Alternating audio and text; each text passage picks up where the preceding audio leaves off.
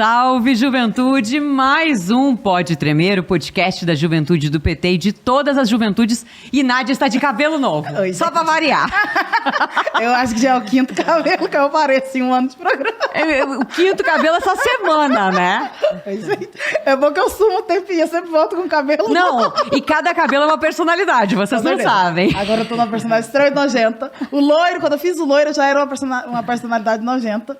Que as loiras são mais nojentas. Agora que tá longo, meus queridos. Agora eu tô insuportável. A loura nojenta de cabelo comprido. Eu não preciso de nada porque o acessório é ser nega loura. Pois é, todo mundo gosta. E assim nós abrimos este Pode Tremer, né, Mais mano? Pode tremer de semana de Congresso da Uni, queridos. De semana de Congresso da Uni. Porque não basta ter passado o pé de uma semana, ainda temos Congresso da Uni agora essa semana. E a Nádia não para, só pra variar, né? Tô aqui matando em Goiânia. Tô aqui, tô lá. Essa mulher, ela é multi. Ela é a pobre do Onipresente. Eu cheguei em casa agora, o meu gato tava completamente desesperado. Eu acho que ele achou que eu tinha morrido. Achou que era alguém... Não, ela chega com um novo cabelo, uma nova personalidade invadindo a casa, o gato pensou, foi gente, trocado. Ele desesperou completamente, assim. Eu acho que eu tenho certeza que ela achou que eu tinha morrido. Porque ele miava, assim, de dar dó, tadinho dele. Isso porque ele não fica sozinho, ele fica com a minha irmã, com a minha cunhada, com a outra gata que tem lá, mas ele tava em total desespero. Vou julgá-lo? Não vou. Nossa, não, mas eu também tava em total desespero quando eu entrei na minha casa, está na minha casa. Tu também estava em total desespero. Se eu pudesse, eu tinha miado. Amiga, você já é uma gata. Eu sou uma gata diferente. Mas, e aí, gente? Boa noite, bom dia, boa tarde. Boa noite, bom dia, boa tarde. Gostei disso daí. Gostasse? Gostei, amiga. Gostasse? E hoje, novamente, a gente traz uma convidada que já é personagem carimbada já é aqui, de né? casa, essa já é de casa, carimbada no Pode Tremer. Que vem aqui sempre tirar as nossas dúvidas da aulas, né? Aulas e palestras. Eu sempre falo que eu sou fã da Lígia, porque, gente, não tem condições da pessoa conseguir entender tudo isso. E explicar de um jeito que a gente entende. E essa, vamos falar a verdade, é difícil, né, Nádia? Essa coisa da economia, de número, paciente não que é de o humanas, nosso forte. Nossa né? Senhora. Paciente que é de humanas é bastante complicado. E Lídia vem aqui para quebrar barreiras, quebrar essa dificuldade que a gente tem de entender e esclarecer para nossa juventude. E mostrar que a economia é projeto social de desenvolvimento e de igualdade, né? Economia não é, como a gente foi acostumado a aprender no Brasil, uma pauta da direita. Muito pelo contrário, a economia ela é feita para trazer alívio social, para trazer igualdade social, para trazer reajustes para a vida do povo que realmente nos ajude a ser um país menos desigual. E economia não é para ricos, é para todos. É para todos. É importante. Exatamente. Então, E a nossa convidada hoje é a Lígia Toneto, que é economista, assessora da Secretaria de Política Econômica do Ministério da Fazenda e militante da Juventude do PT. Bem-vinda, Bem-vinda novamente! Oi, gente, tudo bem? Estou muito feliz de estar aqui com vocês em mais um Pode Tremer. Muito feliz de poder falar desses temas que são tão importantes. E é isso mesmo, a gente cada vez mais acho que tem conseguido mostrar que a economia, ela só faz sentido se for para todos, né? O crescimento econômico tem que ser bem distribuído, a gente tem que crescer com justiça tributária, justiça fiscal. Então, estou bem feliz de vir aqui bater esse papo com vocês hoje. Oi, todo mundo. Oi, todo mundo. E a gente traz aí um tema que está bombando, né? Que está em alta. Importantíssimo. Necessário. O Guilherme veio aqui algumas semanas atrás para falar do Estação de Juventudes e ele falava em todas as salas dele de como é importante que a juventude se una nessa campanha que a gente precisa fazer, nessa mobilização sobre o IOF.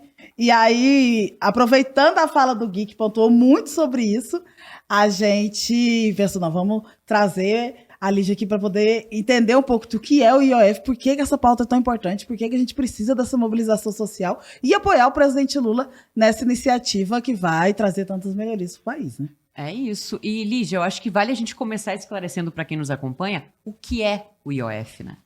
Certo. Não, perfeito. Acho que só colocando, né, o IOF ele está dentro de várias medidas, né, que o governo tem feito. Acho que a principal medida para a justiça tributária hoje é a reforma do imposto de renda, que foi apresentado o relatório já do Lira, mantendo ali a tributação mínima sobre os super ricos, que era a principal questão. Então, para não alongar, o que é o IOF? O IOF ele é um imposto federal.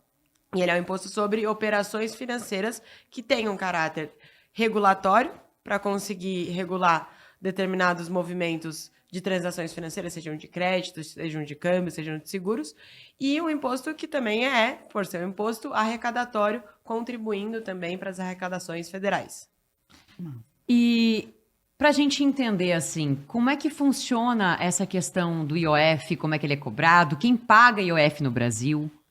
Perfeito. Todo mundo que faz algum tipo de movimentação financeira paga o IOF. Então, pessoas físicas e pessoas jurídicas em uma operação de crédito, por exemplo, de cheque especial, ou uma pessoa jurídica no mesmo tipo de operação, por exemplo, de crédito. Também operações de seguros, quando você contrata um seguro, passa pelo sistema financeiro, também paga IOF. E quem recolhe o IOF são as instituições financeiras, mas quem paga é o cliente ali na ponta. E por que o governo se preocupou em decretar o aumento do IOF? Por que isso é importante? Perfeito. Primeiro, é importante deixar uma coisa muito clara. A medida que o governo tomou para aumentar o IOF não impacta a pessoa física. Ela é uma medida feita, focalizada, não tem aumento de IOF sobre crédito, cartão de crédito, não tem aumento de IOF sobre cheque especial. Quem fez isso, na realidade, foi o Bolsonaro, lá em 2021, que decretou o aumento do IOF para pagar o Auxílio Brasil sobre pessoa física e sobre todas as pessoas jurídicas. Por que o governo agora decretou o aumento do IOF em alguns tipos que explico melhor depois quais foram as medidas adotadas? Porque a gente precisava conseguir compor o orçamento, dado o andamento das receitas e despesas, ia ter que ter ou um contingenciamento de despesas ou um aumento de arrecadação. Qual que é a vantagem do IOF? Ele é um imposto que consegue ser regulado por decreto do Poder Executivo, é uma competência do Poder Executivo determinar o IOF, ou seja, ele é de mais rápida aplicabilidade e ele consegue ser diluído para que ele não tenha um impacto muito grande, a depender, claro, em quem ele está sendo cobrado. Então, as operações que o decreto do Poder Executivo, né, alocou para cobrar esse IOF foram: uma é uma operação de VGBL, o que é VGBL? É um fundo de previdência privada. Muita gente da classe média complementa a sua previdência nesses fundos, e aí essa operação, ela antes não era cobrada, passou a ser cobrada só para quem aplica nesses fundos, né, acima de 600 mil. Ou seja, 0,7%, só 0,7% das pessoas que aplicam em fundo de previdência privada aplicam mais de 600 mil no ano. Foi aí que o governo colocou. Numa operação que chama operação de risco sacado, que ela é um tipo de operação de crédito para empresas. É aquela operação que fez a Americanas quebrar há um ano atrás, vocês vão se lembrar. O que é essa operação? Ela é uma operação que ela não é computada como uma operação de crédito, mas ela é uma operação de crédito. Então, a gente viu na crise da Americanas que ela acabava maquiando o que é a capacidade daquela empresa de pagamento. Então, ela trazia risco para o sistema financeiro. Então, a gente colocou. E também nas operações de câmbio, uma nivelação. O que você tinha? Você tinha muita diferença entre como era cobrado o câmbio, né? A compra de dólar, basicamente. Então, se você comprava ele numa loja de câmbio, se você comprava ele no cartão de crédito, se você comprava ele em outro tipo de transação, então o governo também nivelou. Ou seja, foi uma medida regulatória para corrigir essas distorções que a gente tinha na cobrança do IOF. Por que você vai cobrar 1% de uma operação de câmbio e 6% da outra? Não, vamos nivelar todas em 3,5%. Por que uma operação de crédito de PJ paga IOF e uma operação de risco sacado não pagava? Não, vamos também nivelar. E não vamos permitir que quem aplicava em fundos exclusivos, fundos offshore, que antes não eram tributados, que eram investimentos de super ricos, e passaram a alocar investimento nos fundos de previdência privada, porque não era tributado, vamos fazer essas pessoas pagarem. Então, uma medida regulatória e com um impacto arrecadatório importante para o governo poder também financiar os programas sociais. Pelo que eu entendi, então, o IOF ele foi... houve esse decreto aí para uma padronização de cobrança, vamos dizer, em transações empresariais, né? E questões específicas dessas transações empresariais, né? Mas no meu dia a dia, no dia a dia de quem nos acompanha aqui na programação, onde é que vem o IOF? Assim, eu pago o IOF em algum lugar? Você paga no cartão de crédito, mas nada mudou Não sobre foi isso. alterado. Não tem nenhuma alteração que tenha sido Você feita sempre agora. pagou, né? Você sempre pagou, como todo mundo sempre pagou, mas não tem nenhuma mudança. De novo, quando teve mudança no IOF para pessoa física? Em 2021, no governo Bolsonaro. Que ele subiu o valor. Subiu o IOF para Exato. 5%. Não, é 0,5%. Né? 0,5%, tá vendo? Não, é importante a gente esclarecer Com isso, né? certeza. Porque as pessoas pensam, porque agora.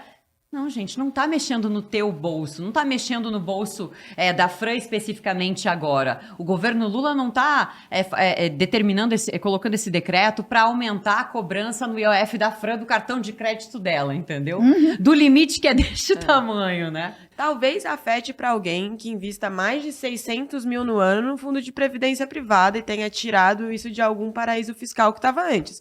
Se esse for o seu caso, acho que não é, aí você talvez pague um pouquinho a mais de IOF. Amiga, investir 600 mil por mês de um paraíso fiscal. 600 mil por ano, mas aí tu teria que ter por 600 ano? mil por ano Pra para ter os investir. 600, pra investir esses 600 mil por ano e tava num paraíso fiscal escondidinho lá, né? Exatamente.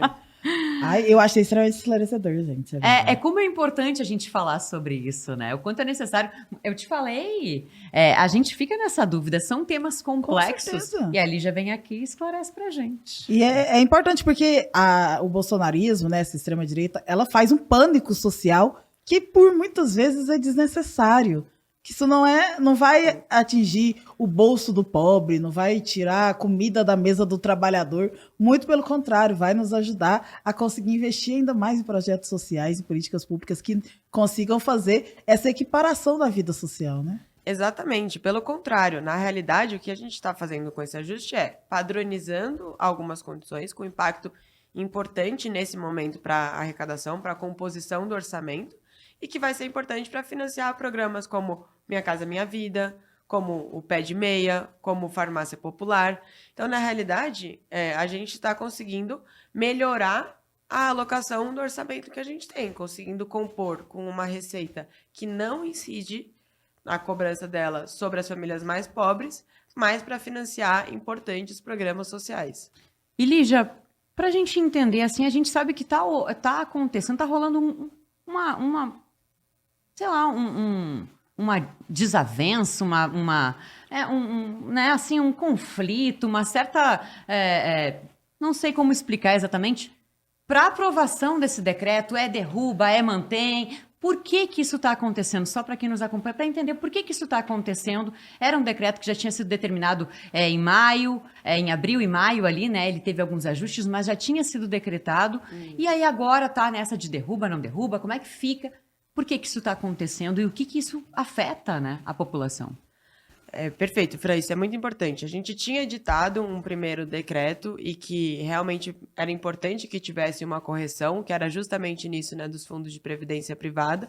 Embora seja uma alíquota muito pequena, era importante corrigir para que elas de fato impactassem só o que tem diferença ali mesmo, que é esse 0,7% que investe mais de 600 mil no ano.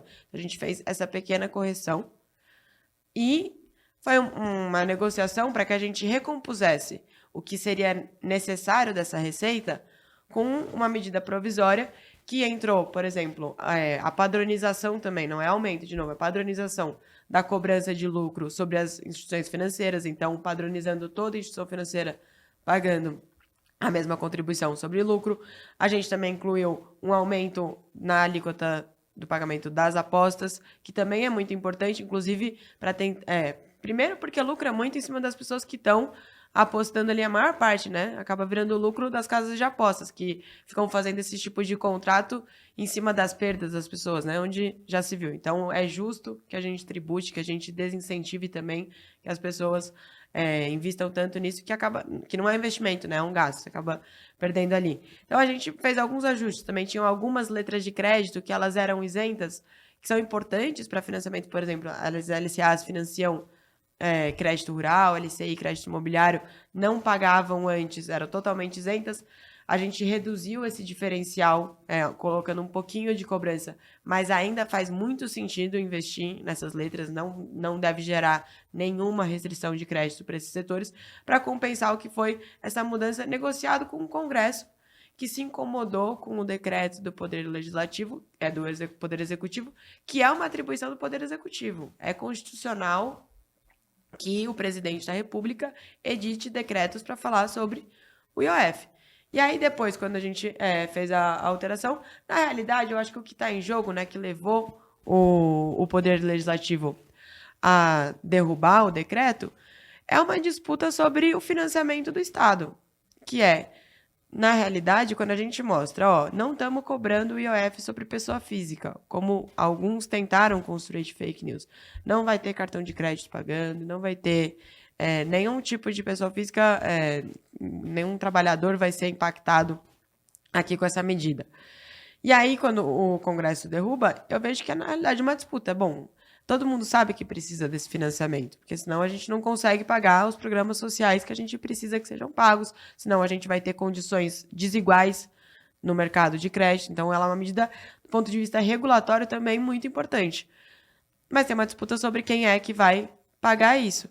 E eu vejo que a gente tem tido um avanço muito importante. Acho que o relatório que o Arthur Lira apresentou sobre a reforma do imposto de renda, mantendo o imposto mínimo em 10% para quem ganha acima de 50 mil no mês, mostra como a mobilização popular, como a sociedade passar a se apropriar desses temas, né? Esse é um tema que todo mundo discute. Então, a gente fala que pouca gente conhece, pouca gente fala sobre isso.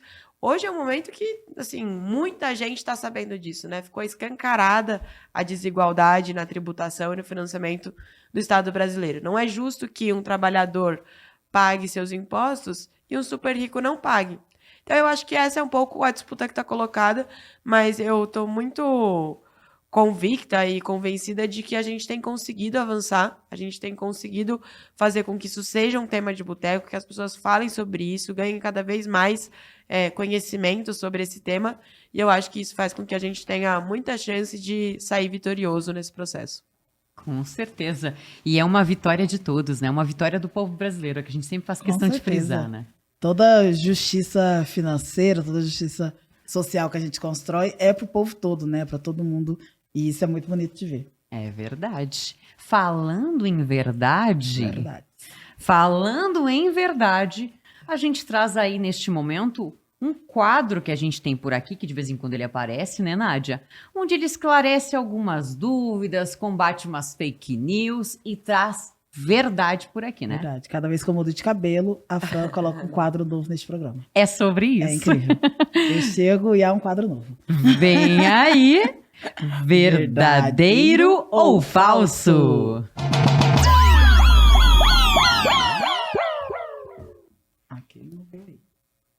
Verdadeiro ou falso? Primeira informação aí, ó.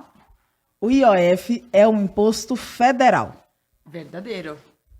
É isso, então Como não... a gente falou no começo. Não tem dúvida, para confirmar, então, é um imposto federal, né? Isso. Verdadeiro. Próximo. O IOF é importante para a arrecadação? Sim, mas depende. Tem até uma brincadeira de economista que fala que economista nunca responde sim ou não, sempre vai falar depende. Por que depende? Porque como a gente estava falando antes, ele obviamente é importante para a arrecadação, porque a gente falou assim, então, se não fosse importante, por que teria tido, né, uma medida que tem um caráter regulatório, mas que também tem uma função arrecadatória, né? Senão poderia derrubar. Então é importante, ele vai financiar programas sociais, a gente tem uma expectativa de que ele possa arrecadar 12 bilhões esse ano. Então é importante para o orçamento. Mas ele não é importante do ponto de vista de falar assim, nossa, o IOF é a receita que mais arrecada para a União. Não, porque ele é uma medida muito arrecadatória, né? Quando você pensa assim, no longo prazo, o principal papel dele, de fato, não é a questão arrecadatória, mas é a questão regulatória. Então, quando você olha na composição das receitas da União, você tem lá o imposto de renda, pessoa física e pessoa jurídica, que é a principal receita, tem uns 25%, 27% de arrecadação. Tem as contribuições previdenciárias para o INSS, que também tem aí seus mais de 20%, PIS/COFINS, IPI, todos esses arrecadam mais que o IOF, que compõe aí menos de 3% da arrecadação federal. Muito bem. Próximo. O IOF é um imposto apenas para ricos?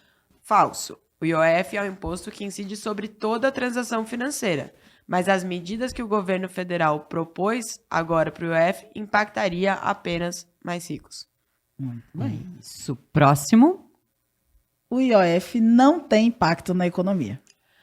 Falso. O IOF tem impacto na economia. Ele, sendo um imposto regulatório, vou dar um exemplo. Quando a gente pode aumentar o IOF, por exemplo, para operações de crédito, você tem uma vontade de tentar restringir um pouco o crédito em determinado momento. Assim como você pode reduzir ele para tentar estimular o crédito em determinado momento de recuperação ou contração da economia brasileira. Numa operação de câmbio, ele pode também conter a fuga de capitais. Então, se você está tendo muita fuga de capitais para o país, eventualmente por qualquer motivo de crise externa ou risco, como foi, por exemplo, a crise de 2013, quando tem um cenário financeiro internacional conturbado, ele eventualmente pode conter uma fuga acelerada de capitais que vai impactar, por exemplo, na taxa de câmbio, que impacta na inflação. Então, ele tem um caráter regulatório bastante importante para a economia. É isso. Vivendo e aprendendo aqui no Pode Tremer. Sempre. Sempre. E Eu aprendo todo dia, gente. Eu todo adoro dia. fazer Pode esse Tremer programa. uma aula. Adoro. Pra gente e pra quem tá nos assistindo, né? Eu não sei vocês, gente, mas eu aprendo todo dia. E pra gente continuar aprendendo, continuem por aí, porque a gente vai pra um rápido intervalo, Rapidinho. mas já volta. Já.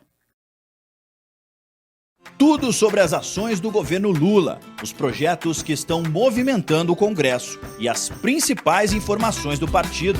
Se é notícia para o trabalhador e para a trabalhadora, está no Jornal PT Brasil. Ao vivo, de segunda a sexta, às 13 horas, com reprise às 22 horas, direto de Brasília para todo o Brasil. Assista pelo canal do PT no YouTube, PT Sat, canal 1313, Rádio PT ou nas plataformas de streaming da Rádio PT.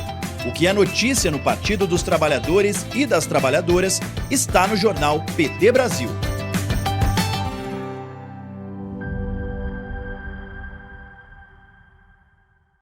Comece suas manhãs com mais informação no Café PT.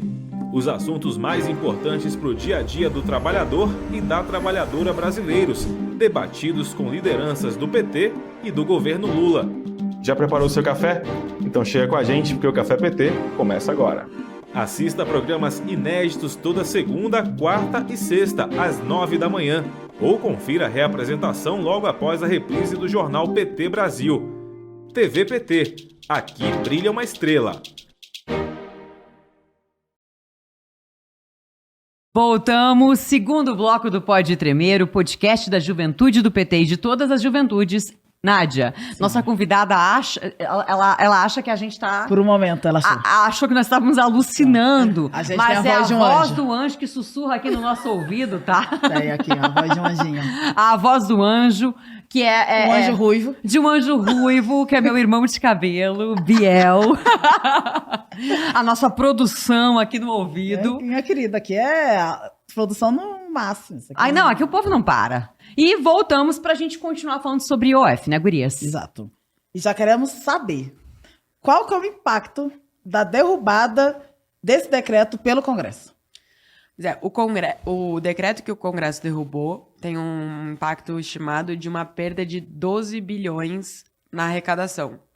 Ou seja, é um montante bastante expressivo e que seria muito necessário para o financiamento dos programas sociais do governo. Então, o impacto é um prejuízo ao financiamento e que, caso não haja uma solução, caso não tenha um acordo, isso vai ter que vir de algum outro lugar. A gente já falou sobre isso, mas eu acho que vale a gente reforçar por aqui, né, gurias? Que é sobre a justiça tributária. O que é a justiça tributária e qual a relação do IOF com a justiça tributária, né? Perfeito. Esse é um ponto muito importante, Fran, muito importante mesmo, assim, que eu acho que é o que está por trás de todo esse debate, né, que a gente tem tentado promover em torno da renda, em torno do que a disputa, né, em torno ali do IOF, que é, se você tem uma perda de 12 bilhões de receita, isso significa que para você manter um orçamento equilibrado, você vai ter que compensar de alguma maneira.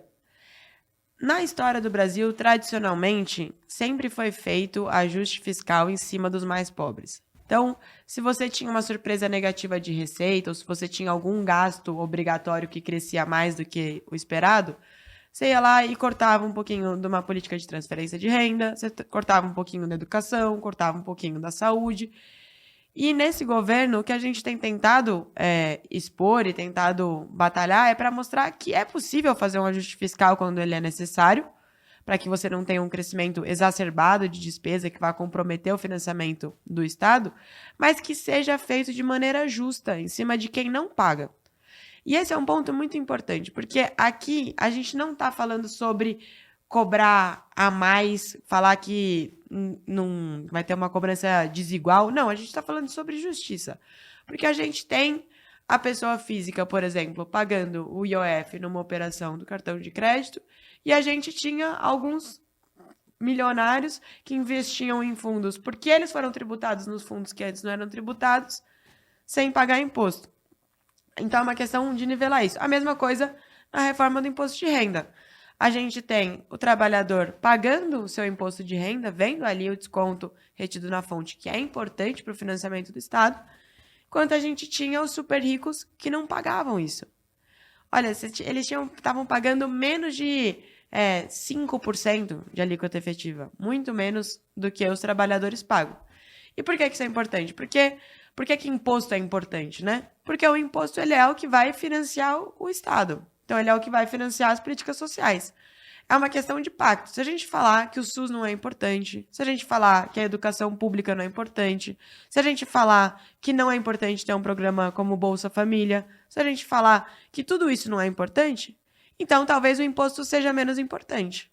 Mas como a gente acha que todos esses programas são importantes, como o povo brasileiro decidiu, né, desde a Constituição, que a gente teria esses sistemas universais e públicos, é importante que a gente consiga financiar com justiça. Porque também não adianta a gente ter um resultado positivo, né, melhora da distribuição de renda, quando a gente olha os programas sociais impactando isso, né, pelos serviços que as pessoas consomem diretamente, que são financiados pelo Estado, mas a gente tem um Estado que é financiado regressivamente.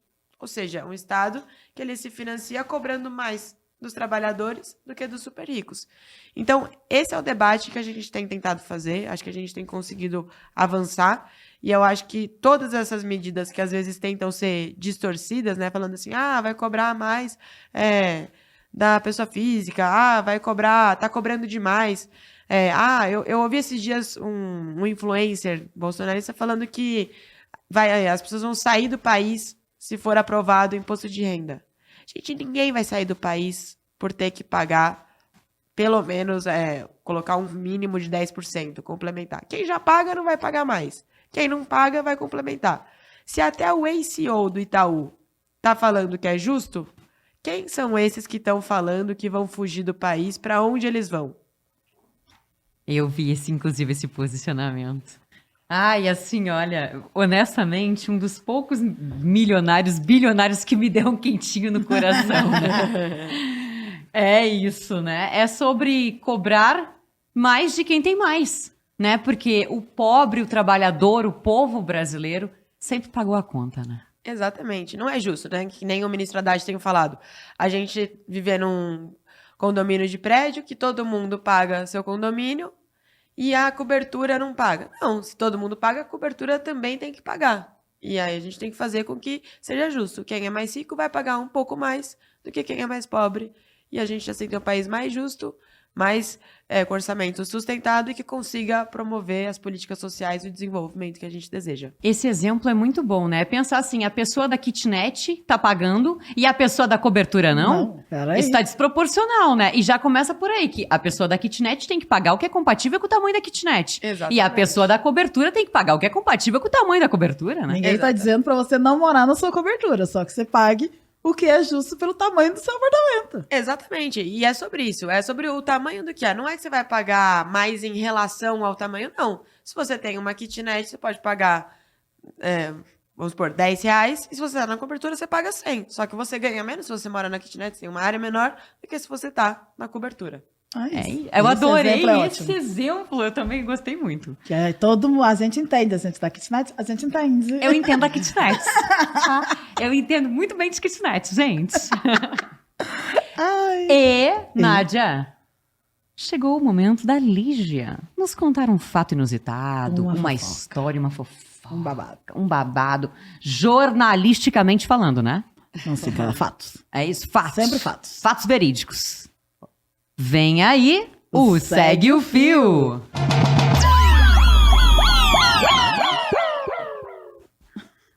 Segue o fio. E segue o fio pra gente, Lígia. Conta. Pode babado. Conta pra gente. Eu pensei numa história, eu tava lembrando, Nádia, que essa semana vai ter congresso da Uni. Então, todo mundo no Brasil todo, toda a juventude do PT se organizando para ir pro congresso da Uni. E aí eu lembrei de uma história que não é exatamente agora sobre o IOF, mas que dá para falar um pouco sobre isso. Ela é mais uma história de movimento estudantil do que o IOF. Mas que eu lembro, teve acho que foi o primeiro congresso da Uni que eu fui, não lembro o segundo. E aí aquela coisa, né? Todo mundo da juventude do PT sabe como é, que tem que ficar batalhando para ter as fichas para alimentação. Aí tava ali, né, cuidando da nossa delegação em São Paulo, e aí a gente demorou um pouco para conseguir, era o primeiro dia do congresso, ainda não tinha conseguido as fichas para alimentação da nossa bancada. E aí de noite todo mundo morto de fome, né? Esqueceu de comer. Aí eu falei, vou pedir umas pizzas, né? Aí eu pedi 30 pizzas. E começou a demorar, e não chegava. Eu falei, não, tudo bem, né? 30 pizzas, vai demorar mesmo para chegar. Eis que eu, em Belo Horizonte, no congresso da Uni, meu pai, em Ribeirão Preto, interior de São Paulo, me liga. Lígia, você tá vindo pra minha casa com algum amigo? E eu morava em São Paulo, tá? Então, assim, meu pai, não seria comum eu ir pra casa do meu pai. 30 pizzas. Ele fala, chegou da pizzaria com 30 pizzas. O que eu faço? Aí eu falei, não tem que fazer, né? Distribui pros vizinhos, a gente dá um jeito aqui, tá? Teve que dar um jeito. Mas eu lembrei de contar essa história, em primeiro lugar, para lembrar a juventude do PT, que tem congresso da Uni, que é muito importante. Em segundo lugar, para falar que eu não pagaria 1 centavo a mais de IOF nessas 30 pizzas, fora o prejuízo que toda a nossa bancada levou. Gente, eu já fiz isso. Eu já fiz isso demais. Não, e o que teu pai fez com 30 pizzas? Ele deu pros vizinhos, né? Não tinha o que fazer. Todo mundo tava Não, mas feliz. ele alimentou o bairro inteiro com 30 Exatamente. pizzas. Meu Deus, eu já fiz isso. Nossa, de pedir lugar errado, já fiz isso demais. Eu já fiz uma vez que eu tava em Goiânia pra trabalhar. Não, mentira. Eu tava aqui em Brasília e coloquei pra entregar o meu almoço na sede do PT de São Paulo. Ai, Deus. Nossa, que ódio! Meu. Demorou 1 hora pra chegar a comida, que era o que ia demorar pra comida não chegar e chegar em São Paulo. Eu fiz, moço, come aí. Me ligaram na E portaria. ela seguiu faminta. Me ligaram na portaria do PT de São Paulo e eu no PT de Brasília. Eu fiz, gente, come aí. Tá gostoso. A marmita. 30 pizzas. Agora, imagina o que seria. Eu paguei com meu cartão de crédito no aplicativo. Se tivesse IOF, teria sido um montão em cima disso que ia todo mundo ali da bancada ter que compartilhar o prejuízo. Mas não teve nenhum aumento de IOF, não teria mudado nada o que era o preço que eu paguei ali. Tá É isso, né? Porque não tá em cima do nosso cartão de crédito, do nosso suadinho do cartão de crédito, Que a né? gente usa para militância. Exatamente. Alimentar a militância. E a gente pedala e pedala no cartão. Nossa. Teve credenciamento da Uni, né? Agora, antes do congresso, nessa última semana. E eu não fui. Desde 2018 foi o primeiro que eu não fui em São Paulo. E aí eu tava conversando com o Arthur, que é o nosso assessor político aqui da Juventude do PT, e falando, nossa, amigo, é a primeira vez que eu não tenho que gastar vários dinheiros em pizza pra alimentar esses meninos. Porque sempre acaba em Exatamente. pizza. Sempre acaba em pizza. E, Nádia, Sim. a gente tem um WhatsApp aqui no Pode a gente Tremer, tem que a gente né? é jovem, né? É isso, A gente é jovem, a gente é tecnologia. antenado, a gente Tecnologia. Tecnologia, cadê? Biel, vamos pro meu momento preferido desse programa, que é eu ser o Yudi do Band de Companhia e falar o número. Esse é o meu momento preferido. PlayStation. Aqui a gente não dá PlayStation, a gente dá informação. Olha aí. O número do nosso WhatsApp é 8599943 5662, repetindo para você aí de casa, 859-9943-5662. Todo estudante de jornalismo que viu Bom Dia e Companhia quer fazer isso, gente. Isso daqui é o sonho da criança. É um clássico, Ah, pelo né? amor É de nostálgico. A Nádia, Não ela... rima igual o número do Bom Dia e Companhia, que dava pra fazer o rap do Yudi que vai dar PlayStation 2, mas é um ótimo número também. E eu tenho certeza que todo mundo lembra daquele número de cabeça até hoje. 5662-8922 é o rap do Yudi que vai dar PlayStation 2. Nunca ganhei esse PlayStation 2. É Nunca sobre liguei. isso. Que era caro pra ligar pra São Paulo. Eu também nunca liguei. Não, e nem o jogo da vida, né? Nossa. Nem o jogo da vida a gente ganhou. Eu já tentei ligar, mas aí você ligava pro telefone de São Paulo. Não, a mãe a se conta. vê, se vê a gente ligando pro telefone de São Que Paulo. antigamente vinha conta, viu, gente? Falando o número que você ligou, cada ligação tinha um preço. Vocês que são crianças mais novas. É, porque a gente é vintage. A gente não é velha, é vintage. Mas, Fran, onde passa o Pode Tremer? Pode Tremer tá em todas as redes sociais onde o PT está. Tá no TikTok, tá no Instagram, que a gente tá lá ao A vivo. gente passa tá? ao vivo no A gente TikTok passa e no ao Instagram. vivo, é sobre isso. A gente tá também no YouTube, no PT Sat, canal 1313, Onde porque... a minha avó assiste toda semana na televisão.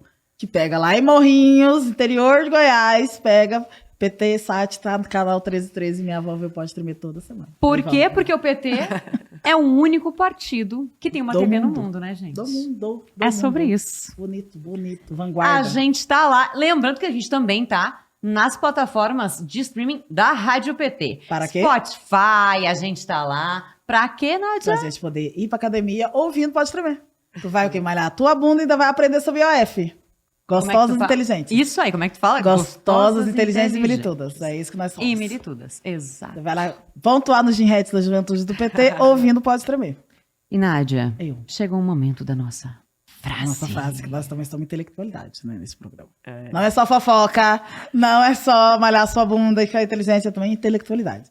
E agora a Fran não trouxe, senhoras e senhores, uma frase do Paulo Freire, que a cada 5 programas, 6 são frases do Paulo Freire. Tem mais Paulo Freire do que No programa. programa. Mas hoje não é de Paulo Freire. E essa é linda. Essa é dele, queridos, dele. Deste rapaz aqui, ó. Deste senhor aqui, Esse que está rapaz. sempre presente nessa Que está aqui programação. ao lado do boné. Do boné da campanha dele. Fecha aqui, Biel. É que Ó. o rapaz fica de lado nesse momento. Ele, o boné. Ele, seu boné dessa campanha maravilhosa. E o que disse o rapaz, que incrivelmente também é presidente da República.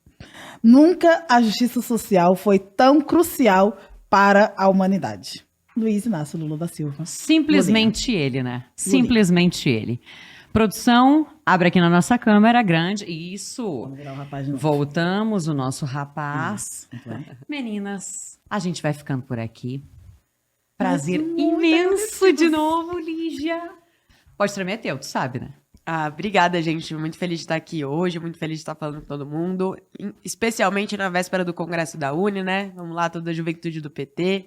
E obrigada de novo. A É gente que isso, agradece. gente. Congresso da Uni, vamos apoiar o IOF do nosso presidente. O Brasil é dos brasileiros. Lembrando que Olha a gata, o dando close Brasil dela. fecha aqui, Biel, na nossa fechada. Lembrando pra nossa galera que o Brasil é dos brasileiros. Abre aqui. E Tchau, com essa a gente gente. se despede. Tchau.